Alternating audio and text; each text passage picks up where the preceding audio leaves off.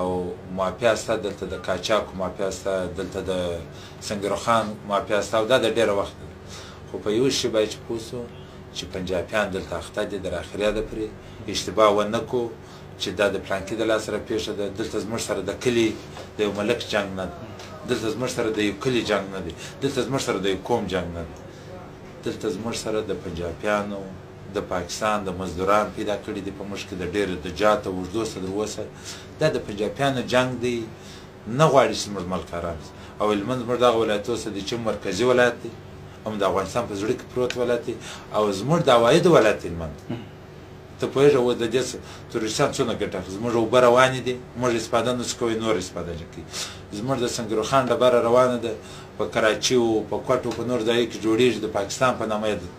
د هغو په نامه باندې په دنیا په یوروپ په ټول دنیا کې خرڅېږي دا زموږ او ټکه چې تروریستیان اخلي یا پاکستانیان اخلي نو دا هغه ټوله شیان دي چې باید چې زموږ په لاس کې پاته نه شي تروریستیان همسایګان موږ نه غواړي په داسې حالت چې موږ د خپل شي استفاده وکړو دا جنګ پر موږ تپل سوی دی دا جنګ د نورو د ګټو جنګ دی دلته نه د ملا خبره شته نه د جهاد خبره شته نه جهاد شته